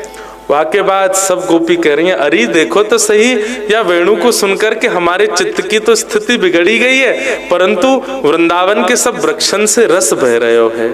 कोई गोपी कह रही है प्रेमाश्रु हैं, कोई गोपी कह रही है दुखाश्रु हैं, कोई गोपी कह रही है सुखाश्रु हैं, कोई गोपी कह रही है आनंदाश्रु हैं। इस प्रकार गोपियां चिंतन कर रही हैं। अब चौथे श्लोक में गोपियां क्या कह रही हैं? वृंदावनम सखी भुवो वितनोति कीर्तिं यद देवकी सुदपदाम्बुजलाब्धलक्ष्मीं गोविंद वेणुमनुमत मयूर नृत्यं प्रेक्ष्यादृशान वपरतानय समस्त सत्वम। गोपियां कह रही हैं, अरे क्योंकि नेत्र बंद करके वेणु राव सुनकर के अब गोपियां ठाकुर जी के आसपास के वातावरण को दर्शन कर रही हैं ना, आसपास की स्थिति को दर्शन कर रही हैं। तो पहले वृक्षों को देखा, और वृक्षों को देखने के बाद जब चराचर वृंदावन पर दृष्टि पड़ी गोपियों की, तो अनायास ही गोपियों के चित्त में वृंदावन के प्रति प्रेम प्रकट हो गया। बंधुओं, ये जो वृंदावन के प्रति प्रेम प्रकट है रहे हो है ना, यह भी कृष्ण भक्ति को एक स्वरूप है। ठाकुर जी के प्रति प्रेम बढ़ेगा तो धाम के प्रति प्रेम, कई लोगन को ठाकुर जी के प्रति तो खूब प्रेम होवे, पर वे धाम में आकर के निंदा स्तुति करने लगे, धाम में आकर के दोष बुद्धि रखें, धाम में आकर के उनके प्रति उनके मन में ऐसी भावना आ जाए, अरे यहाँ के गुसाई तो ऐसे हैं, यहाँ के ब्रजवासी ऐसे हैं। मैं भैया बार बार हाथ जोड़ के एक बात कहूंगा, आप सबन सो, ठाकुर जी प्रिय लगे, किशोरी जी प्रिय लगे, लेकिन ब्रजवासी प्रिय ना लगे, संत प्रिय नहीं लगे, रसिक जन प्रिय नहीं लगे, वैष्णव जन प्रिय नहीं लगे, तो निश्चित है कि आपको ठाकुर जी प्रिय लग रहे हैं, पर ठाकुर जी को आप कभी प्रिय नहीं लगोगे।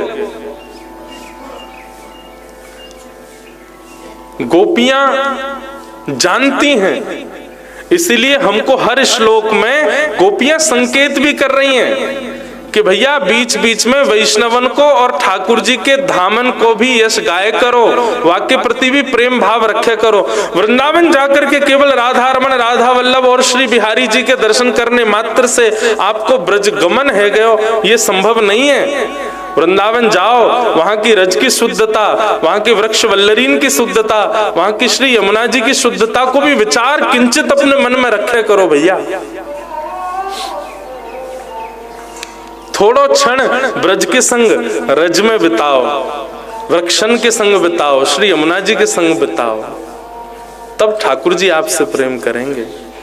गोपियां कह रही हैं कि वृंदावनम सखी भुवो वितनोति कीर्तिं यद्देवकी सुदपदाम्बुजलब्धलक्ष्मीं। भैया ये वृंदावन कितनो प्यारो है, और ये वृंदावन जितनो प्यारो है वासे भी अधिक प्यारो यामारे है गयो है, क्योंकि नंद जी को लाला, हमारी यशोदा मैया को लाला, ये अपने कोमल चरणन में बने भय चिन्हन से या वृंदावन को अंकित कर रहे हैं, चिन्हित कर रहे हैं। बंधुओं, एक विषय तो मैं कथा में कहूं, आप सबन को पता भी होगा, ठाकुर जी वृंदावन में पादुका नहीं पहने। श्री गोविंद देव जी कभी पादुका में नहीं दिखेंगे आपको। हमारे वृंदावन चंद कभी पैर में पादुका नहीं पहनते। क्यों? जहां पर बहुत प्रेम होता है ना, वहां के सम्मान के लिए आप अपनी पादुका का त्याग करते हो। जिसके प्रति बहुत आदर होता है, जिसके प्रति बहुत प्रेम होता है, जिसके प्रति बहुत सम्मान होता है, उसके सामने आप पादुका का धारण नहीं करते उसके सामने। यही से ही समझ जाओ कि हमारे श्री गोविंद देव कभी पादुका नहीं पहनते। तो वृंदावन के प्रति जो उनको प्रेम है वो समझ जाओ। जा से प्रेम होवे वाक्य सम्मान में हम पादुका को त्याग कर दें। दूसरा भाव, जिसके प्रति हमको बहुत प्रेम होता है ना, उससे मिलने वाली हर वस्तु हमें स्वीकार्य होती है। चाहे वो पुष्प प्रदान करे, चाहे वो कष्ट रूपी कांटे प्रदान करे, हमको सब स्वीकार है। तो मानो वृंदावन के सर्व प्रकार के उत्पन्न किए गए भाव ठाकुर जी स्वीकार करें। हमारे ठाकुर जी पादुका नहीं पहने वृंदावन में। इसलिए वैकुंठ से भी ज्यादा श्रेष्ठ वृंदावन को बताया गया, क्योंकि श्री वैकुंठ में ठाकुर जी अपने पैर कभी जमीन पर नहीं रखते। ठाकुर जी पौड़े रहते हैं शेष शैया पर। कहीं जाना हो तो गरुण जी खड़े रहते हैं, शेष शैया से सीधे गरुण जी पर विराजमान है जाएं। नेकाद कहीं पैदल भी चलना होवे तो महाराज जितने भी वैष्णव वैकुंठ में हैं, वो पुष्पन से ही इतनो भर दे में वह मार्ग को कि ठाकुर जी के चरणन को स्पर्श पृथ्वी को है ही ना पावे। और पुष्प अंकित व मार्ग पे भी ठाकुर जी चले तो स्वर्ण में भी सुंदर सुंदर रत्न जड़ित ठाकुर जी की पादुका हैं, उनको पहन करके ठाकुर जी चलते हैं। वैकुंठ को ठाकुर जी के निरावृत चरणों का स्पर्श प्राप्त नहीं है। ठाकुर जी के निरावृत चरण, एक भैया मुझसे कह रहे थे, बोले महाराज जी हम ब्रजवासियों को ठाकुर जी ने कहा दियो, ज्ञान देवे की बारी आई तो कुरुक्षेत्र को देकर के चले गए, आज के भाव से कहो तो हरियाणा को देके चले गए। स्वर्ण की नगरी देवे की बात आई तो द्वारिका देकर के चले गए, गुजरात में देके चले गए। राज्य पदवी के प्रति महाभारत युद्ध देवे की बारी आई तो इंद्रप्रस्थ को देके चले गए। हम ब्रजवासियों को कहा देके गए, ठाकुर जी केवल भांग घोट के खावो सिखा गए। ऐसा ना है भैया, ये तो मैं विनोद में बोल रहा हूं। ब्रजवासी भी हमारे छान घोटले में कि वासे कृष्ण में ज्यादा प्रेम बढ़ जाए और कोई चिंतन चित्त में ना आवे। एक भैया मुझे कह रहे, बोले हम ब्रजवासी को कहा देके गए ठाकुर जी। बोले भैया हम ब्रजवासी को जो देके गए वो कोई को देके ही ना गए ठाकुर जी। क्या? अनावृत चरणन को स्पर्श हम ब्रजवासी को देके गए। वो चरण जिसके लिए कह रहे हैं देव की सुध पादाम बुजलब्ध लक्ष्मीम, जिस लक्ष्मी के पीछे आज 8 अरब से ज्यादा जनसंख्या है पूरे विश्व की, सब किसके पीछे भाग रहे हैं? लक्ष्मी के पीछे। वो लक्ष्मी कहां बैठी रहती है? ठाकुर जी के चरणन में बैठी रहे। ठाकुर जी के चरण, लेकिन उस लक्ष्मी को भी आज्ञा है ठाकुर जी के गुल्फ से नीचे नहीं जा सकती वो। मतलब ये जो पैरों का तलवा है, यहाँ लक्ष्मी स्पर्श नहीं कर सकती, केवल ठाकुर जी के घुटने और पैर दबा सकती है, लेकिन ये पाम नीचे के जो हैं इनको स्पर्श करने का अधिकार लक्ष्मी को नहीं है। ऐसी लक्ष्मी जिसके पीछे सब भाग रहे हैं, जिसको 33 कोटि देवता भी प्रणाम करते हैं, वो लक्ष्मी जिसके हक में चरण है, वो भी ठाकुर जी के निरावृत चरणों का स्पर्श नहीं कर सकती। वह स्पर्श ठाकुर जी ने इस वृंदावन को प्रदान किया है। आहा, वृंदावनम सखी भुवो वितनोत कीर्तन।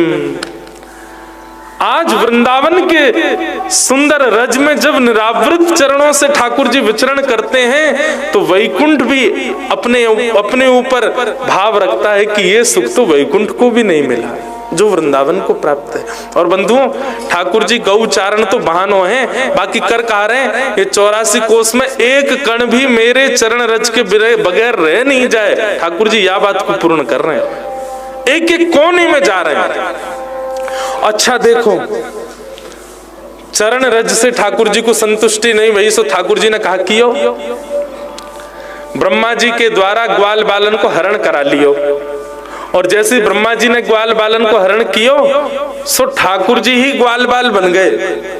ठाकुर जी ही असंख्य ग्वाल बाल और असंख्य बछड़ा बछिया बन गए। मतलब ठाकुर जी मन में विचार करने लगे, मैं अकेलो कहां कहां तक जाऊंगा, अब मेरे इतने सारे रूप है गए, अब मैं अपने सबरे रूपन में पूरे वृंदावन में विचरण करूंगा, सब जगह अपने चरणन की चंदन से या वृंदावन को सुख प्रदान करूंगा।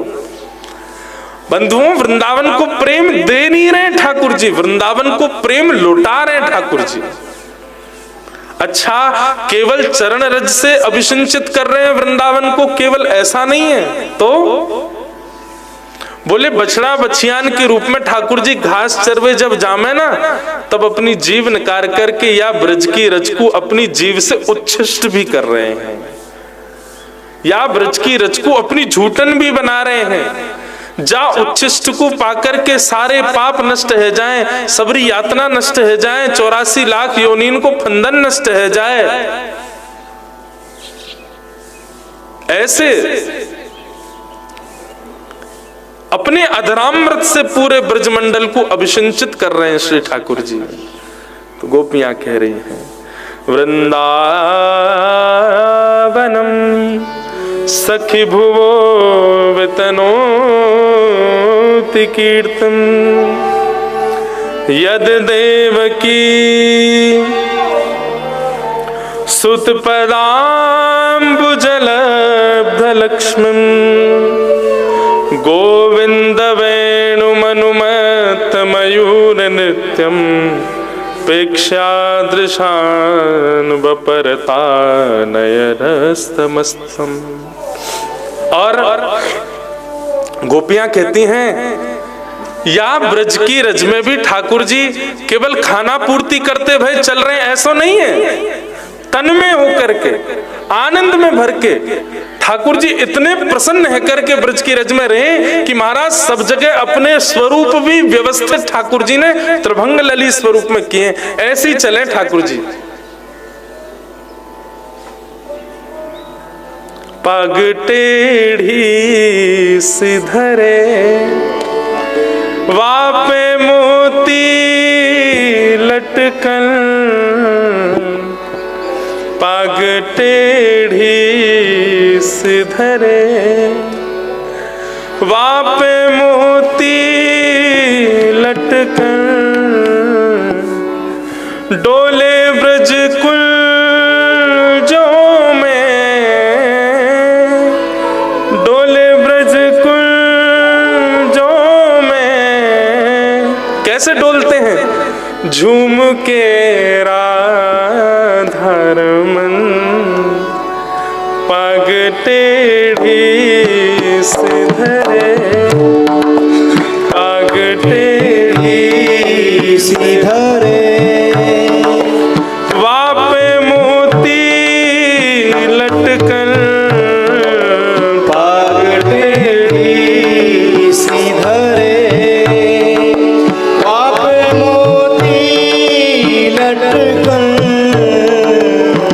डोले ब्रज कुंजों में, डोले ब्रज कुंजों में, डोले श्री वृंदावन में, डोले श्री वृंदावन में, झूम के राधारमन,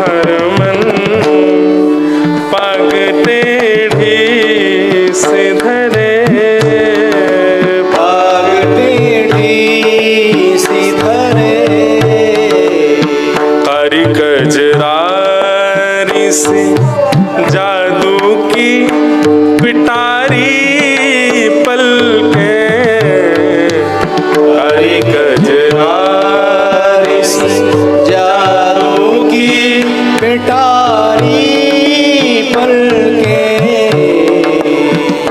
कजरारी सी जादू की पिटारी पलकें, कारी कजरारी सी जादू की पिटारी पलकें। और उस पे मदहोशी भरे,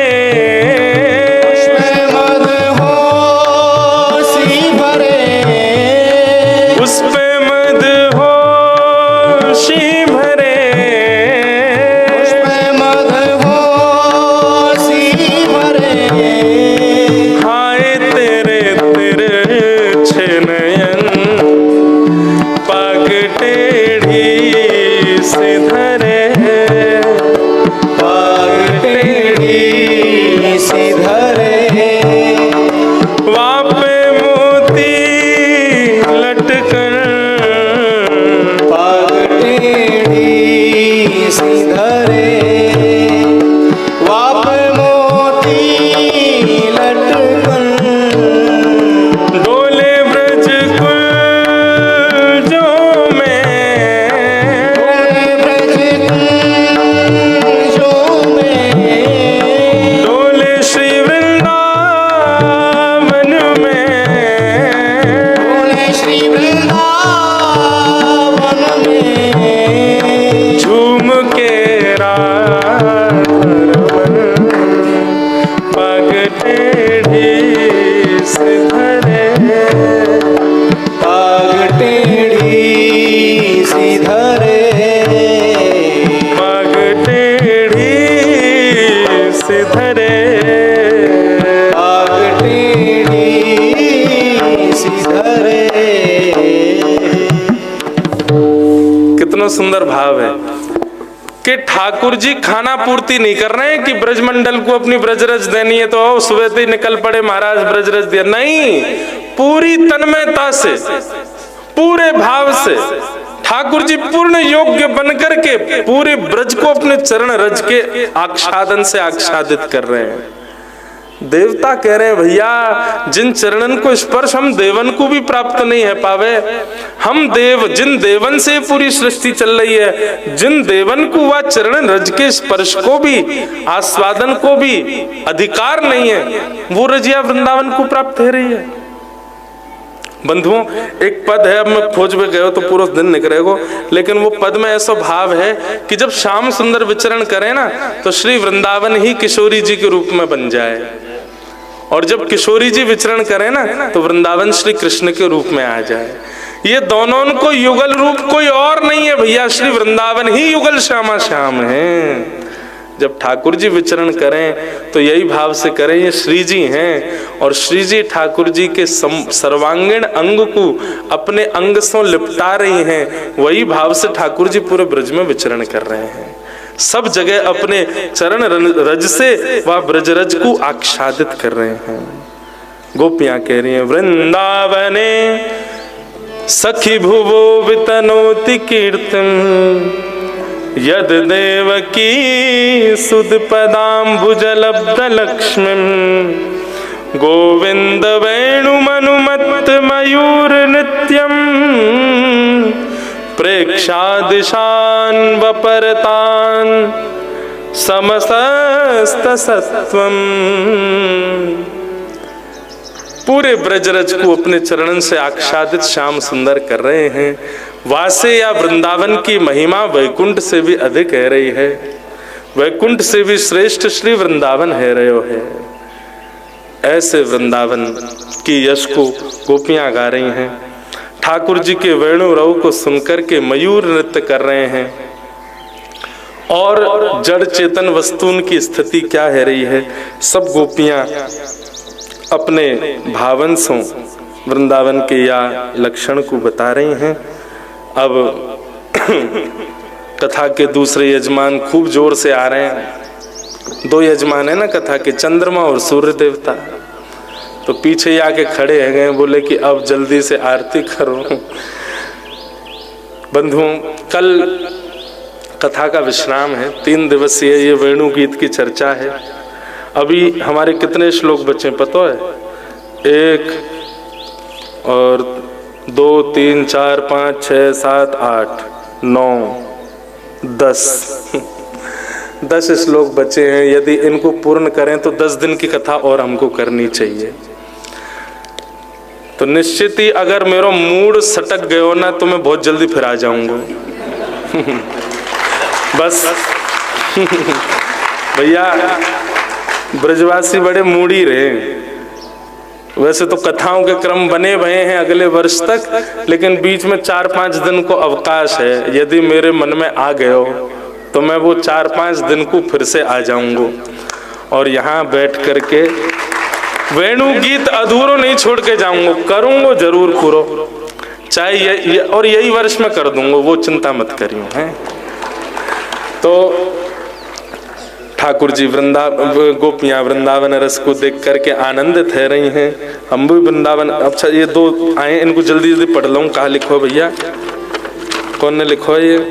हाँ, तो 4 गुण तो आपने वही बताए जो कल हमने। फिर आपने क्या बताया? एक वेणु सरलता।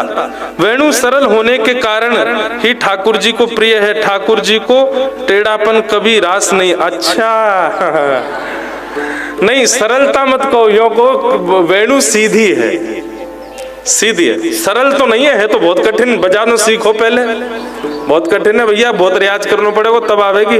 सरल नहीं है, सीधी है। कितना चाहिए भाव अच्छा है कि ठाकुर जी को कौन प्रिय हैं? जो सीधे हैं, ज्यादा टेढ़े मेढ़े प्रिय नहीं है।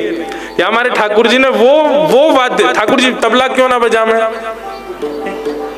गोविंद देव जी के दर्शन यदि ऐसे होते कैसे लगते? नहीं, तबला रखे। गोविंद देव जी तबला क्यों ना बजावे? बोले भैया तबला जो होवे ना खोखलो होवे भीतर से, लेकिन देखो अपने ऊपर तो छुपा के रखे खोखलेपन को, हमारे ना बजावे। बाकी के वाद्य आदि साज देखो ये बजा रहे, दिखाइए या को बताओ। गोविंद देव जी ऐसे होते तो कैसे लगते? यूं ही बैठते। अब ये साज भी है तो सीधो ही, लेकिन विचित्र है, खोखलो भीतर तो छुपा रखो है यानी। अब भैया मुंह तो मत बजवाइए लो। तो ये आपने बढ़िया दिया कि वंशी सीधी होती है। ठाकुर जी को ज्यादा टेढ़े लोग पसंद नहीं है, बहुत बढ़िया। अच्छा दूसरा भाव आपने वही लिखा है, सीधापन। वेणु हमेशा सीधी खड़ी रहती है। अच्छा तो फिर पहला वाला ठीक नहीं है, सरलता नहीं है, वेणु सरल नहीं है। ये दूसरा वाला ठीक है, सीधापन। उसमें सीधापन है, पूर्ण रूपेण पाया जाता है। वह वृक्ष की तरह सीधी खड़ी हमेशा ठाकुर जी की सेवा में तत्पर रहती है। सीधी है इसलिए ठाकुर जी को प्रिय। वाह। और खालीपन, ये तो हमने बता ही दिया, अंदर से खाली होती है। सामर्थ्यहीन होना, वंशी में अपना स्वयं का सामर्थ्य, ये तो हमने कल बता दिया था। आपके इन भावों में ये वाली बात बहुत बढ़िया है। वंशी सीधी होती है, ठाकुर जी को टेढ़े साज प्रिय नहीं है। फिर ये एक और है, इन्होंने क्या लिखा? वेणु के 4 लक्षण। वेणु को खोखला किया जाता है, छिद्र बनाए जाते हैं, इतना कष्ट सहती है, सहन है, भेदभाव नहीं करती। जैसे ठाकुर जी वेणु को सदा अपने निकट रखते हैं, वेणु भी उनके साथ ही रहती है। अच्छा, परस्पर प्रेम निभाती है। वेणु की पहचान ठाकुर जी से है और ठाकुर जी की वेणु से। ठाकुर जी का अति। अच्छा ये वेणु के ऐसे गुण दिए। अच्छा पीछे प्रश्न और है। हर जगह ठाकुर जी के ब्रज से चले जाने के बाद ब्रजवासियों, गोपियां, सखियों, गाय तथा यशोदा मैया की व्यथा का वर्णन मिलता है, परंतु आमंत्रित हैं। कहाँ है? सी स्कीम में है। अब सी स्कीम बहुत बड़ा, कहाँ में गई है? युधिष्ठिर बाग, युधिष्ठिर मार्ग सी स्कीम में। और कोई लोकेशन पहचान अपने आप ढूंढ लियो भैया। क्या स्थान का नाम क्या, कौन सा? ब्रज निकुंज, युधिष्ठिर मार्ग सी स्कीम। आओ भैया, आओ पधारो, आओ। जय हो श्री जगन्नाथ महाप्रभु की। आज ठाकुर जी का डोल उत्सव है, सब लोग बड़े प्रेम और भाव से पधारियों, आनंद करियों, विराजो। जय। ऐसी लगी वल्लभाचार्य जी पधारे हैं। जय जय। हमारे विठल कृष्ण जी आए हैं। वाह। जय। आओ कथा को विश्राम में आए हो। श्यामा हृदय कमल सो प्रगट्यो, श्यामा हृदय कमल सो प्रगट्यो, श्यामा हृदय कमल सो प्रगट्यो, श्यामा हृदय कमल सो प्रगट्यो, और श्याम हृदय कुहार वृंदावन प्यारो वृंदावन, वृंदावन प्यारो वृंदावन, हे श्री वृंदावन मेरो वृंदावन, श्री वृंदावन प्यारो वृंदावन, सब सुख सागर रूप जागर रहे वृंदावन धाम, सब सुख सागर रूप जागर रहे वृंदावन धाम। हे रूप गोस्वामी प्रगट कियो जहाँ, रूप गोस्वामी प्रगट कियो जहाँ, श्री रूप गोस्वामी प्रगट कियो जहाँ, रूप गोस्वामी प्रगट कियो, राधा गोविंद रूप निधान, वृंदावन प्यारो वृंदावन, वृंदावन प्यारो वृंदावन, हे श्री वृंदावन मेरो वृंदावन, वृंदावन मेरा वृंदावन, रूप गोस्वामी प्रगट कियो जहाँ, रूप गोस्वामी प्रगट कियो, राधा गोविंद रूप निधान, वृंदावन मेरो वृंदावन, वृंदावन मेरा वृंदावन, हे श्री वृंदावन प्यारो वृंदावन। वृंदावन प्यारो वृंदावन। बैठ जाओ, खड़े मत हो भैया, बैठ जाओ। अगर आप सब खड़े हो गए तो फिर बवाल हो जाएगा। सब लोग बैठ जाओ, आनंद से बैठ के गाओ सब। बिहरत निस दिन कुंज गलिन में, ब्रज जन मन सुख धाम, बिहरत निस दिन कुंज गलिन में ब्रज जन मन सुख धाम, हाँ प्यारो ब्रज जन मन सुख धाम, प्यारो ब्रज जन मन सुख धाम, हे प्यारो ब्रज जन मन सुख धाम, हे प्यारो ब्रज जन मन सुख धाम। मदन मोहन को रूप निरख के, मदन मोहन को, रूप निरख के, श्री मदन मोहन को रूप निरख के, मदन मोहन को रूप निरख के, सनातन बलि बलि जाए, वृंदावन प्यारो वृंदावन, वृंदावन प्यारो वृंदावन, हे श्री वृंदावन मेरो वृंदावन, वृंदावन प्यारो वृंदावन, मदन मोहन को रूप निरख के, मदन मोहन को रूप निरख के, सनातन बलि बलि जाए, वृंदावन प्यारो वृंदावन, वृंदावन प्यारो वृंदावन, हे श्री वृंदावन मेरो वृंदावन। वृंदावन मेरा बंधु, कल हमको आ जाओ, ऐसे आ जाओ जो यहाँ। कल हम लोगों को श्री गोपीनाथ जी मंदिर से खबर आई, बहुत ध्यान से सुनो भैया, बैठ जाइए, नहीं बैठ जाओ। गोपीनाथ जी मंदिर से खबर आई कि बोले आप अपनी कथा में कहते हो कि आप ठाकुर जी से मिलवे आए हो, ब्रजवासी हो, ठाकुर जी की सुध लेवे आए हो, लेकिन देखो महाराज जी सब लोग गोविंद देव जी जाते हैं, गोपीनाथ जी बहुत कम आते हैं। आप कथा में कहा करो कि यहाँ ब्रज के दोनों ठाकुर विराज रहे हैं, दोनों उनसे मिलवे जाए करो। तो हमारी प्रार्थना भैया कि आप लोग आज कथा के बाद सब लोग गोपीनाथ जी जरूर जाओ, श्री गोपीनाथ जी को प्रणाम करके आओ। भैया गोविंद देव जी जितने महत्वपूर्ण हैं, श्री गोपीनाथ जी भी उतने ही महत्वपूर्ण हैं। हमारे वृंदावन में राधा वल्लभ, राधा रमन, राधा बांके बिहारी समान है, कोई भेद नहीं है। आप ये मत सोचो कि केवल प्रसिद्धि है तो हमको एक स्थान पर जाना, नहीं। गोपीनाथ जी कौन है? गोपी ग्वाल सब ही और धारे, प्यारो गोपीनाथ। गोपी ग्वाल सब ही और धारे, प्यारो गोपीनाथ। गोपी ग्वाल सब ही और धारे, प्यारो गोपीनाथ।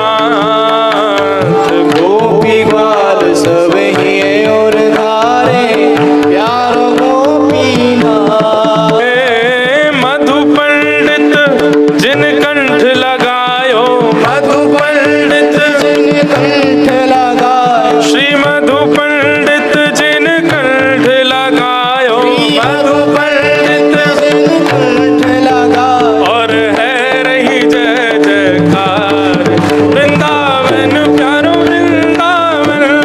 वृंदावन प्यारा वृंदावन, हे श्री वृंदावन मेरो वृंदावन। वृंदावन मेरा वृंदावन। मधु पंडित जिन कंठ लगायो, मधु पंडित जिन कंठ लगायो, और है रही जय जयकार, वृंदावन प्यारो वृंदावन। वृंदावन प्यारा वृंदावन। हे श्री वृंदावन मेरो वृंदावन। वृंदावन मेरा वृंदावन। श्री गोपाल भट्ट की हृदय वेदना, प्रगट्यो शालिग्राम। श्री गोपाल भट्ट जो की हृदय वेदना, प्रगटो शालिग्राम। श्री गोपाल भट्ट जो की हृदय वेदना, प्रगट्यो शालिग्राम। श्री गोपाल भट्ट जो की हृदय वेदना, प्रगटो शालिग्राम। रूप सुधा को खान हमारो, रूप सुधा को खान हमारो, रूप सुधा को खान हमारो। रूप सुधा को खान हमारो। प्यारो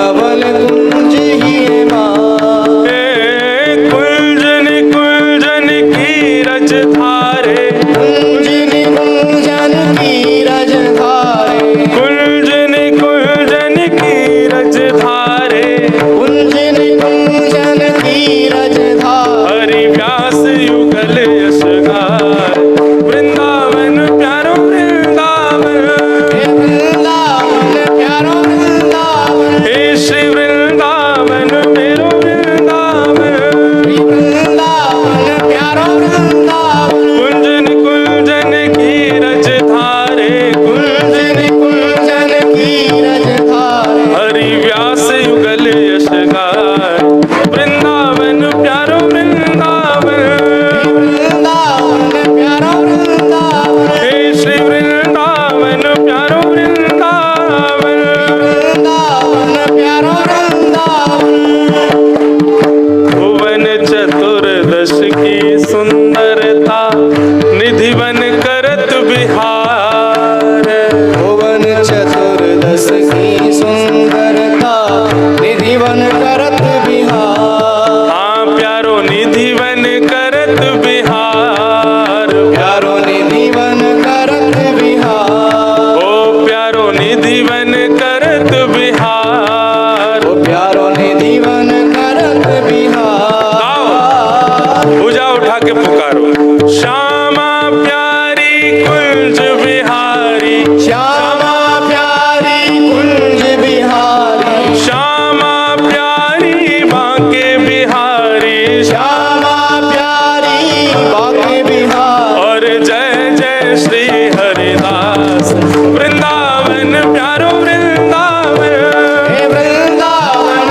प्यारो वृंदावन हे श्री वृंदावन मेरो वृंदावन श्री वृंदावन मेरो वृंदावन श्यामा प्यारी कुंज बिहारी श्यामा प्यारी कुंज बिहारी जय जय श्री हरिदास दुलारी जय जय श्री हरिदास दुलारी श्यामा प्यारी कुंज बिहारी श्यामा प्यारी कुंज बिहारी जय जय श्री हरिदास दुलारी जय जय श्री हरिदास दुलारी श्यामा प्यारी कुंज बिहारी श्यामा प्यारी कुंज बिहारी जय जय श्री हरिदास दुलारी जय जय श्री हरिदास दुलारी अरे श्यामा प्यारी कुंज बिहारी श्यामा प्यारी कुंज बिहार और जय जय श्री हरिदास वृंदावन प्यारो वृंदावन हे वृंदावन प्यारो वृंदावन हे श्री वृंदावन मेरो वृंदावन श्री वृंदावन मेरो वृंदावन जिनकी कृपा से यह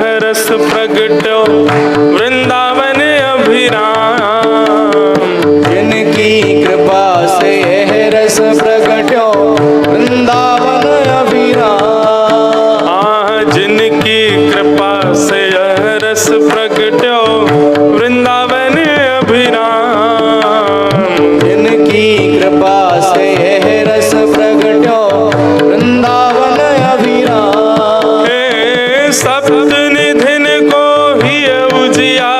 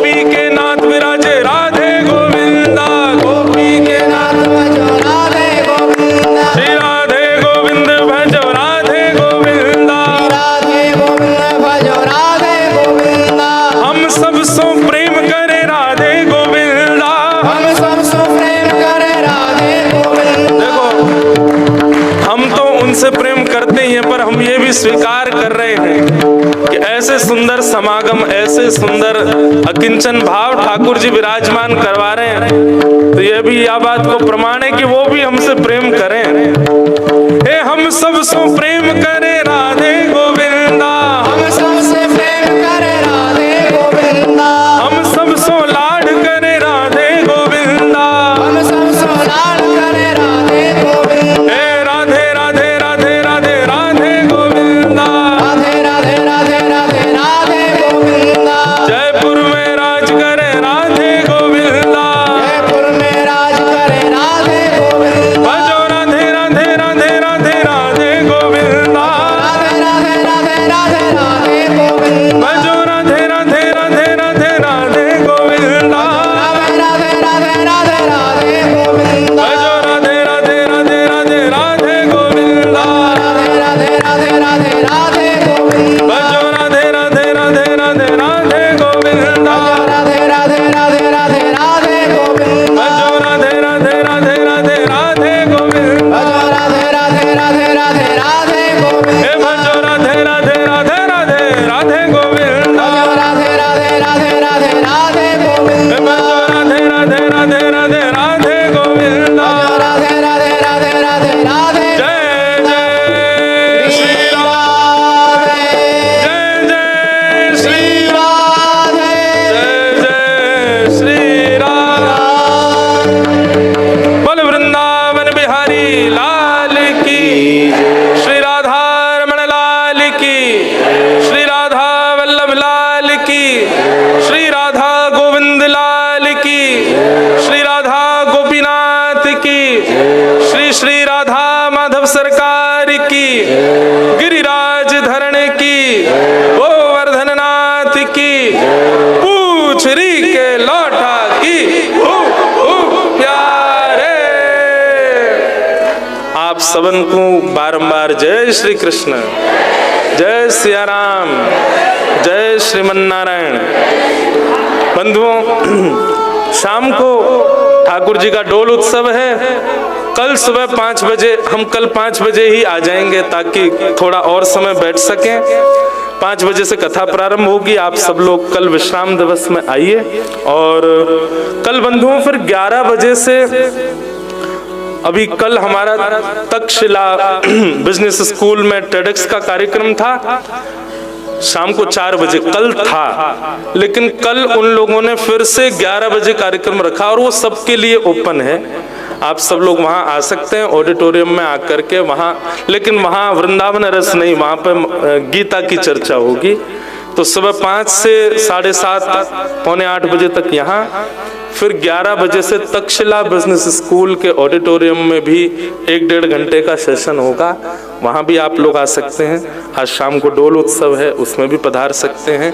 आप सबको बारंबार वंदन करते हैं, प्रणाम करते हैं, वंदन निवेदन करते हुए अपनी वाणी को विराम देते हैं। कुल वृंदावन बिहारी लाल की जय। जय हो।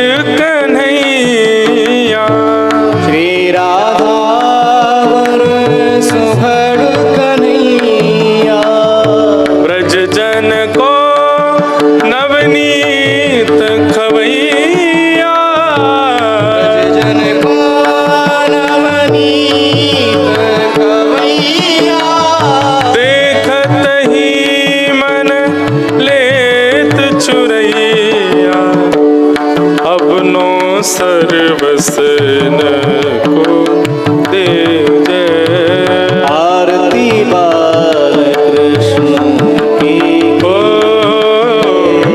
अपनो जन्म सफल कर लीजय। आरती बाल आरती बाल आरती बाल कृष्ण की जय। शांति शांति पृथ्वी शांति रापः शांति